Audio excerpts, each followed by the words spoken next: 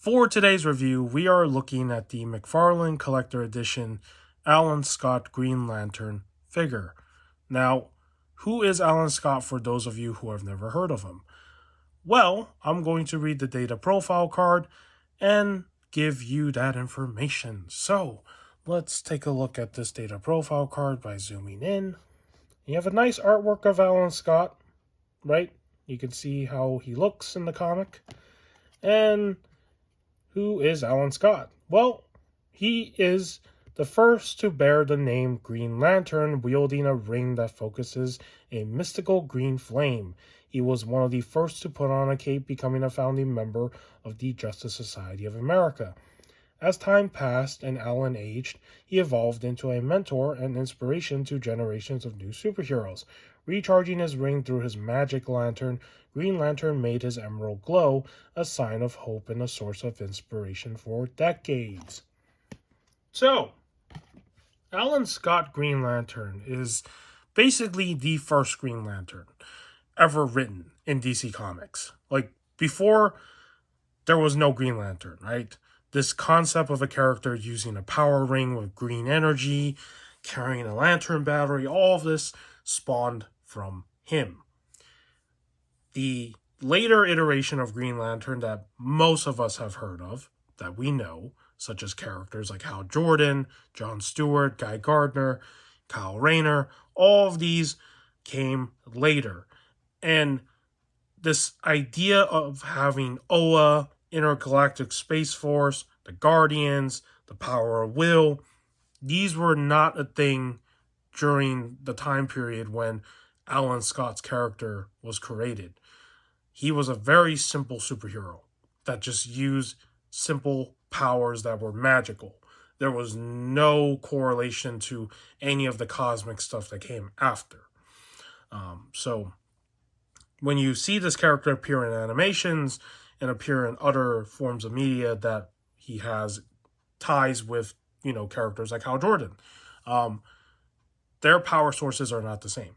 Yes, they are both Green Lanterns. They do have power rings, but where they draw their energy from is not the same sort of thing, from what I can remember. That was the way to differentiate this character and the later iteration of the Green Lantern Corps. So, call him basically the grandfather of the Green Lanterns, or the one who inspired others to create the later iteration of what we call Green Lantern today. So, that is basically who this character is. He is the first. Yeah. And also his weakness, if I remember correctly, I could be wrong if you want to correct me in the comments. If I remember correctly, his weakness is he's weak to wood. I don't know why. It's a really funny weakness, but yeah, every superhero has a weakness, right? So this was created back in the 1940s, all right? This character was written in the earlier periods, whenever DC Comics started to become a thing. So around that time, most of these characters, their powers were really, simple. They had some weird, funny weaknesses, but they did make for good storytelling. So just remember, if it wasn't for this period, we wouldn't see any of these characters and other characters later on exist in this universe. So, all right, let's look at the figure first, and then I'll talk about the accessories because that links to something else that I want to talk about. So, the figure is very simple. He's comic book style, so there's not much going on with his design. These boots are kind of sculpted, right? I don't know if they're leg armor or something, but they're sculpted. His belt is sculpted. His cape is sculpted. His cape is reusing a cape that another character has used. It's purple. It kind of makes him look like a wizard because he's supposed to be using magic. And of course, his face sculpt, he's wearing the classic, mask that covers the eyes of what older superheroes used to wear all the time. And his emblem for his, Green Lantern thing is printed on. It would have been nice if it was sculpted on. But again, that's just what the source material also looks like, right? It's just on his shirt. And it's a very simple shirt. And of course, we have to show his ring. So his ring is not the same as the other Green Lantern rings we have seen before. So his is more like a cross from what I can tell. I don't know if it wants to focus. Oh, let me, I did not mean to hit my table, but I was trying to focus right there. Let me see if I can focus on that. There we go. So now you can, well, now you can see it a little bit better. It's like a cross shape, right? It's like a T. It's not like the traditional Green Lantern rings that we see usually where they have like the logo of the Green Lantern Corps. So very, you know. And also, green inside the cape is really cool. I do like that green. There is a platinum version of this guy that exists. And like every collector edition, there's always a green... platinum, I mean, not there's always a Green Lantern. I mean, platinum edition. So the platinum version of him, they painted like one side of him like greenish, just to create that whole like glow in the dark gimmick. And I don't like it. It doesn't look right. I prefer this normal one. So yeah. But that is basically it for aesthetics with the figure. Like, there's really nothing else going on. Because this figure mold is also a reuse of a previous figure mold, so it's not like a new body. Red Tornado also uses his body buck and the same cape, just without the, I think he has those too. So yeah. All right, in terms of accessories, what does this figure include as accessories? Well, he has his lantern battery, right? You have to have that. And he has this, which is like a fist effect piece for his fist arm right there. So that is it for accessories. And this is where I'm going to talk about this negative right here. You are charging $29.99 for a figure that does not include anything else besides these two accessories. Because look, the data profile card is a standard with this line. Every DC Multiverse figure includes this piece of paper, right? So that's not an accessory. They all include the basic DC stand, and they all include, well, no, they don't all include this, but with this particular subline, they introduced the card stand, which I don't know who that's for. I keep these cards in a binder. I do not use a card stand. I don't know why I would ever display them on the table with that thing, because that takes up so much room, right? And now I have a good amount of card stands literally sitting in the bin that will never be used for anything. And I made a short on this a while ago talking about how this is a waste of plastic. Instead of giving us a card stand, give us more accessories. And that was the problem with this first collector edition wave, was that when it was revealed and we saw all these figures, what they came with, and that price point, everybody was like, what in the fuck is going on? Why is this so overpriced? Even a build figure comes with at least the build pieces, and they charge like $24.99. A page puncher is $24.99. Why is this more expensive than those two things? Or even more expensive than the solo figure, right? Easily, if you're going to just charge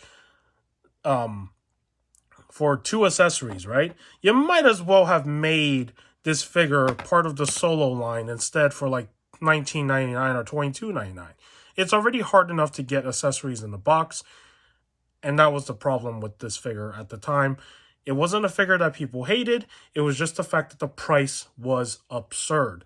Now, of course, as of now, the collector edition line is starting to turn around and give more accessories, right? They're removing the card stand. But after all these waves, they finally took a turn.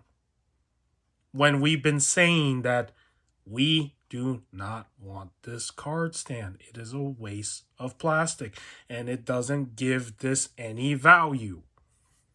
So, he could have easily had more accessories, right? Easily. They could have given him more stuff, but they chose not to. So, yeah. That is my grievances with this first wave. I did not buy any other figure except for him and Abyss. But I got Abyss later on when Abyss actually went down in price. But it is what it is. This is how this uh, line is priced, and what can I do? If this is the only way for me to get these characters, and they're never gonna release them in the solo line of figures like they used to. I mean, this is just the reality that we have to accept, right? So, okay, let's move on from the negatives and let's talk about the articulation and do some comparisons after, because having this figure, you have to compare him to some other Green Lanterns, right? So, for articulation, he does lift his arm out. He can't go all the way back because the cape does get in the way. He does have double jointed with these arms as usual right there. His fist hands do have the sculpted ball joints, so they do move. So there's that. And I don't know if it's just me, but do you think his fist hands are kind of small? Like, they don't look like they're properly sized compared to like the size of his head. I don't know. I'm just noticing that right now. So, well, it's what it is. Mcfarlane and their sculpting sometimes. His upper torso does move, but it is still kind of tight. It can lean forward a little bit, not like the best ab crunch, and then lean back a little bit. His waist does rotate again. It does move, but just be careful if your copy is tight. Like mine, it's still pretty stiff, kind of. His legs do kick out pretty good because this PVC right here for the waist piece is softer. So not bad compared to a certain other figure that we reviewed this month. Early this month. You know who I'm talking about. All right. And he, of course, has the double jointed legs. And he does have feet articulation down here. They can rock side to side like that. Toe articulation, so that's cool. And can he do the splits? Yes, he can. He can do the splits. And for his head, he can also not exactly look up. That's bad. He can, well, we can't even look down. Oh, okay, that's not. Okay, his head articulation is very limited. Well, that's not a good sign. But yeah, Mcfarlane articulation has always been, kind of where it's at. So it sometimes can be good and sometimes can be bad. Now, let's put on these accessories and see what he looks like with them. So easily what you do is you just put that in there and it should hold.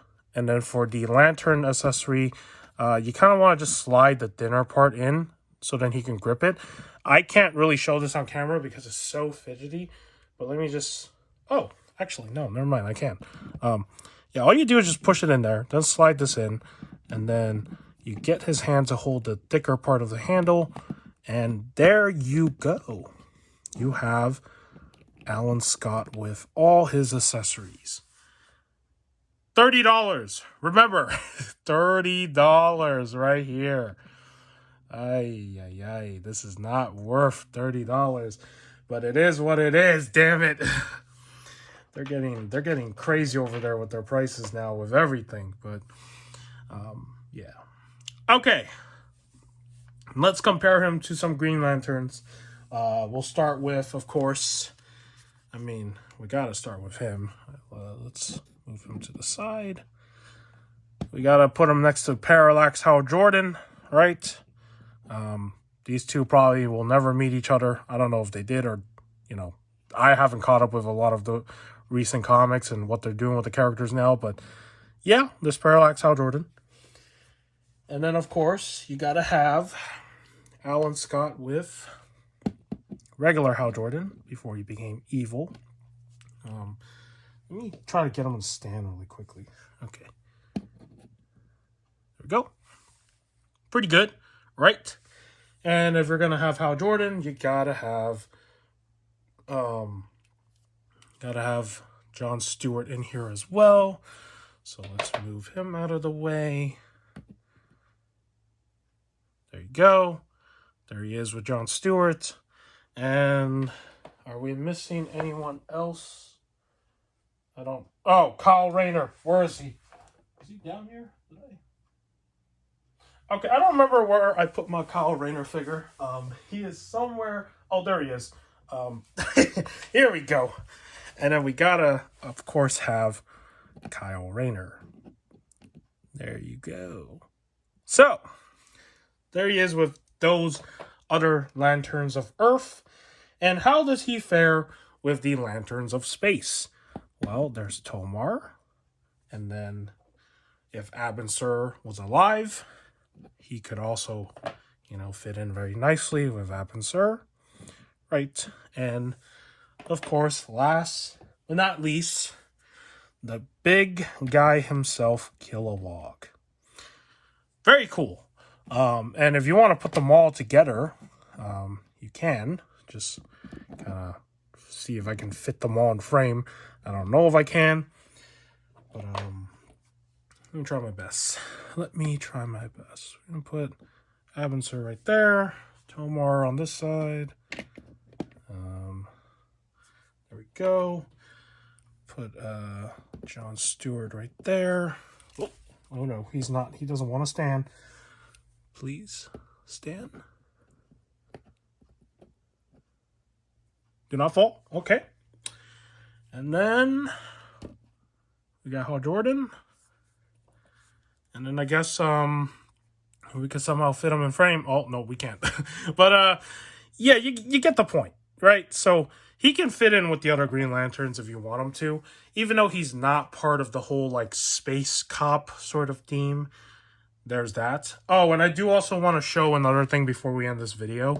So, what I also love is you can see the iterations of, all the lantern batteries they have made. And I kind of want to point those out. So, let me go set them back here.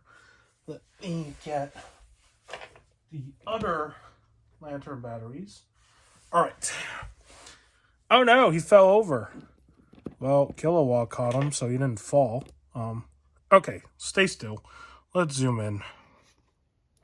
So I already showed his lantern battery, right? You can see the differences right here. Then, of course, with the other lantern batteries we've gotten in the past, we have always gotten this design as the main one because we've seen it countless times, right? We have the glow-in-the-dark version. We have the one that was included with Parallax. So it's the same mold. Then we eventually got the Kyle Rayner version, which looks really cool. And we got that again with the Kilowog 2-pack, repainted in this dark green. And we also got Kilowog's Green Lantern battery, which is so cool. It's like a really big, hefty lantern battery. And last but not least, the recent collector edition version of the Green Lantern battery, which is probably the coolest one. But yeah, there is that. And those are all the lantern batteries I think we have gotten in terms of the Green Lantern ones that they have sculpted. So that includes the Alan Scott one, and pretty cool. And if you're wondering if I will do a review on the collector edition Green Lantern, I definitely will. That will be a different video, and that will be one that'll come out in the future. So stay tuned for that. But with that said, if you found this review of the Alan Scott Green Lantern informative, give it a like. If you want to subscribe to my channel, you can. You don't have to. But if you want to keep up to date with what I'm reviewing in terms of DC Multiverse, Figure Arts, Marvel Legends, or whatever lines I collect that I do like to talk about on my channel in terms of action figures, well, subscribe. But at the end of the day, I make these videos for fun, and I hope you enjoy watching them. With that said, take care, and I will see you in the next video.